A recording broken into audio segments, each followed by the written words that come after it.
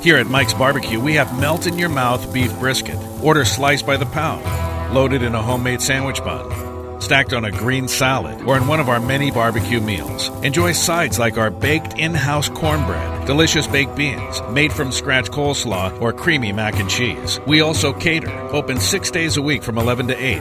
We're located at 913th Avenue Southwest, Quincy. Call ahead at 509-797-2271. The small-town law enforcement officer who rose to prominence with many Second Amendment supporters after refusing to enforce Washington Initiative 1639 and penning a book about his stance on the right to bear arms is now preparing a full-scale assault to become the next governor of the Evergreen State.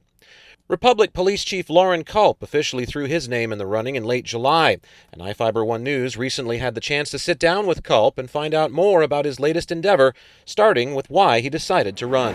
The response from everyone about my book and the issues was tremendous, and it just grew every weekend. And people started asking me if I would run for governor.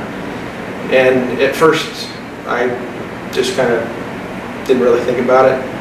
But as the voices grew from people that I was meeting and talking to, I decided to run for governor.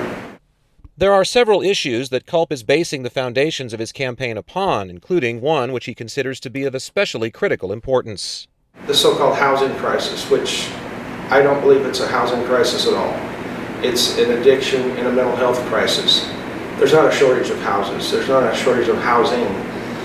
But probably 95 to 99% of the people that are on the streets are addicted to heroin or meth or alcohol, and there are a lot of mental health issues as well that go along with that. And I've dealt with the opioid crisis right here in Republic, and I know how to do it.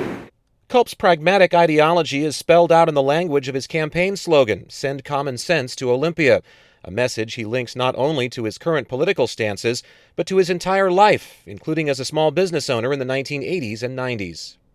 I've just had common sense my whole life. I used to live over by Olympia, and I ran my construction company over there for over 20 years. And in fact, my youngest son is still running that business to this day. I started in 1988 with a small Datsun pickup and a single axle homemade trailer, packing concrete forms from one job site to another, making multiple trips because I was just starting out, couldn't afford a big truck. And I built that into multiple trucks and multiple employees doing jobs all around Puget Sound, from backyard patio to multi-million-dollar projects. So common sense is something you have to run a business, and I know what it takes to run a small business in this state. Although he has made appearances at several rallies hosted by the Liberty State Movement, a group which seeks to create a 51st U.S. state by dividing Washington in two, Culp emphasized that his run for governor is not based on an East versus West mentality. I support the entire state of Washington. It is lawful and constitutional for people to want to divide a state, but I'm for the entire state of Washington. Knowing the uphill climb he faces of likely running against a two-term incumbent with far more financial backing in a state that hasn't elected a Republican governor in almost 40 years, Culp refused to blink when asked the most important question of all. I believe I can win, yes, because there are people on both sides of the aisle, not the extremes, but people on both sides, Democrat and Republican, independent. They have common sense, and they know what's going on right now is wrong, but it's being allowed by our leadership, and that needs to change, and I will change that.